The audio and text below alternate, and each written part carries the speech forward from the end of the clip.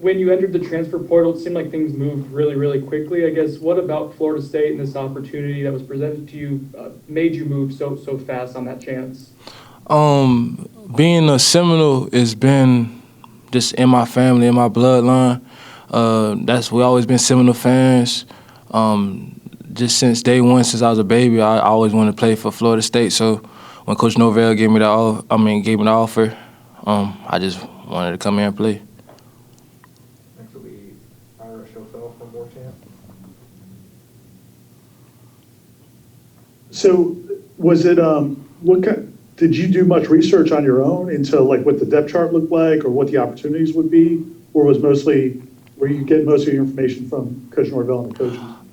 Usually when I make decisions like this, me and my family, we do our research. I've been watching Florida State for a while now, really my whole life, and almost every year I make sure I keep track of Florida State just because I'm just always a fan of them. So I already knew how the defensive back room looked like, and I just felt like I can help out and do my best. Next will be Chris Needy from Knowles 247. Out of high school, did this opportunity in any form show up for you in the sense of FSU recruiting you at all, or was it something that just wasn't in the cards coming out of American Heritage? Coming out of American Heritage, most likely the in-state schools like Florida State, Miami, and Florida, they wanted me as a receiver. So the opportunity of playing defensive back here, I didn't get that chance, and I wish I did. But that's how life is. Next will be Avon Hajavandi from Warchant. Hey, Jarques, I don't know if I saw that on your arm. Is it Delray tattooed on your forearm there? Yes, sir. It's Delray tattooed on my forearm.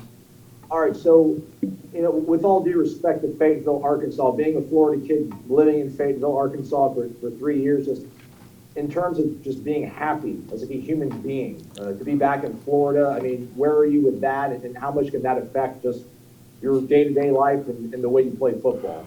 Now I feel like it's God's blessing because now my mom can finally see me play one of my first college football games in Florida. So I feel like me playing is just gonna be up to par. I'm gonna make sure I play my heart out for the state and just try to make the fans and coaches and my teammates proud at the end of the day. Next will be Kurt Weiler from Tallahassee Democrat. Hey, Jarques.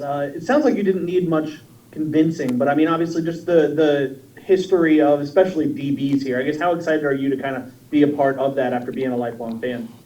It's still feel like a dream, but at the same time, I still have to wake up and get up every day and make sure I work out 100% or 200%, just how Deion Sanders did, just how Jalen Ramsey did, because one day I want to be on that same level as them. So it's a blessing, but at the same time, you still have to work.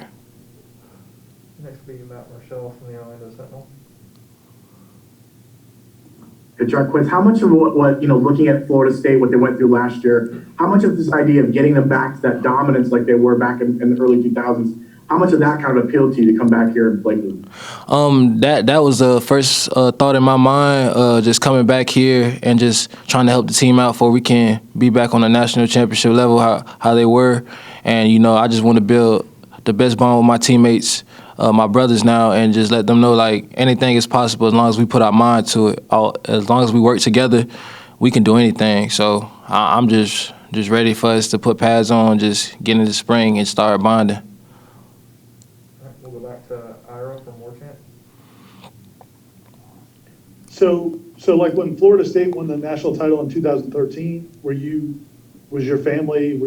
remember watching that team, and were you a big fan at that point? Yes. I made sure we made sure we watched almost every Florida State game, championship game. I think I still have that hat when they won. They held up the crystal ball. So yeah, so we watched that game. Ain't nothing we miss. We don't miss that.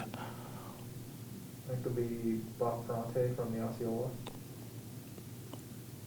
Hey, Jarques, appreciate your time. I'm curious, as a Florida State fan, I'm sure you had a moment where you walked into Doak Campbell Stadium or maybe walking around the campus where it kind of sunk in that you were here, this was the home for you.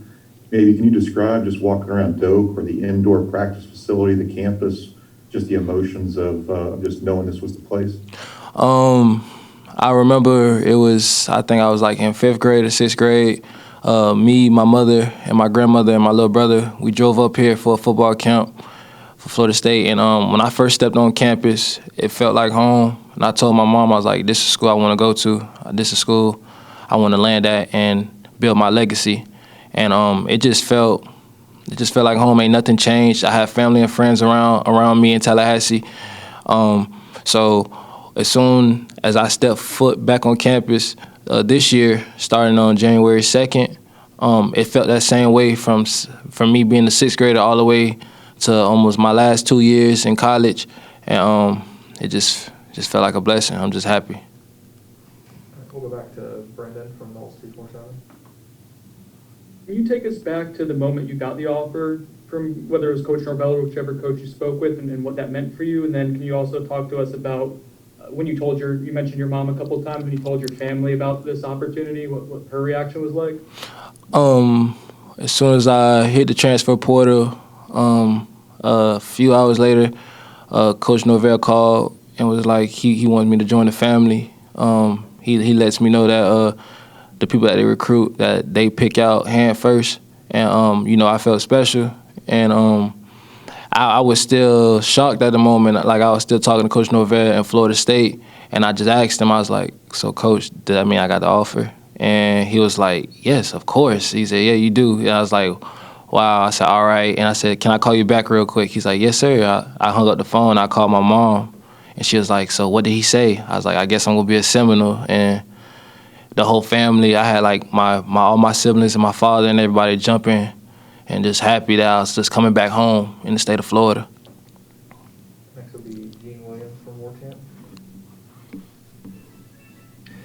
Yeah, I know you've only been on campus for a couple of weeks, but you're coming in with a couple other pretty accomplished defensive backs and Brandon and Jamie. Have you guys already formed a friendship coming in with that position group? Are there any other players you've kind of formed early bonds with? Jamie, Bam, it's a lot of people that's on in this secondary that's still here as now. We all just combining together because at the end of the day, we want to be known as DBU. We want to shock the world and let them know the things that we can do, and that we want to let them know that we're the best defensive backs in the nation. So we all just always hanging around each other, just getting to know more about each other's families, and things that we like to do. So us as a group, we creating a bond. All right, we'll go back to Kurt from the Democrat. I guess, I mean, you and all the transfers and new guys got kind of thrown right into it with the tour of duty. I guess what's that been like for you? Have you seen maybe a different side of the coaches from what you saw when they were recruiting you and you were in the portal? It was the same side, really. I felt like they were just being honest. They told Coach Norvell told me when I first came here, or when I first got on the phone with him, that it's gonna be some days that he's gonna dig off in me and let me know it's gonna be hard work and dedication, that he just want me to be consistent and just keep on working. So life is not given. We have to earn everything that you want in life. So I feel like that's what Coach Norvell trying to build in us and breed in us, that we have to keep working every day for something that we want. All right, we'll go back to Aslan from Warchamp. Jarques, how much time did you put into the decision to opt out last year, and just where are you at right now, just in terms of excitement to get back playing the game that you love? It was a hard decision for me and my family to opt out. It was COVID situations of where I was quarantined twice. I ain't never had COVID, and I felt alone. I was sad that I was away from home, that I couldn't get the help that I wanted to since I was quarantined, and especially like things back with my mother as well.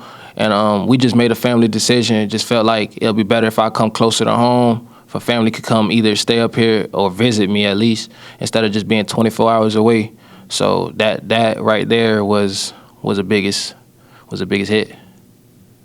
We'll go back to Chris from Knowles 247. How would you describe your game, and in talking to Coach Fuller and Coach Woodson partly during that recruiting process, how do you think you fit into what they want to do in the secondary?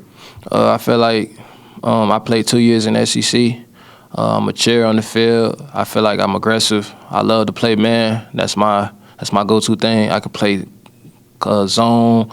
I can come up and tackle, make plays, and I feel like how Coach Whitson described, we just need our DBs to make plays, and Coach Norvell want playmakers as well. So that's why he brought all of us in to add on to this great defensive back group that we have here as well.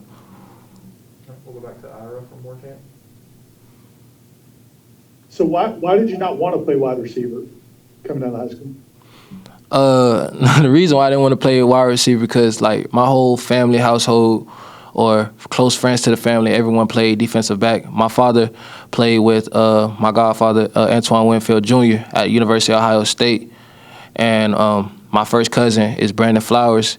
He played for Virginia Tech with Cam Chancellor and everybody.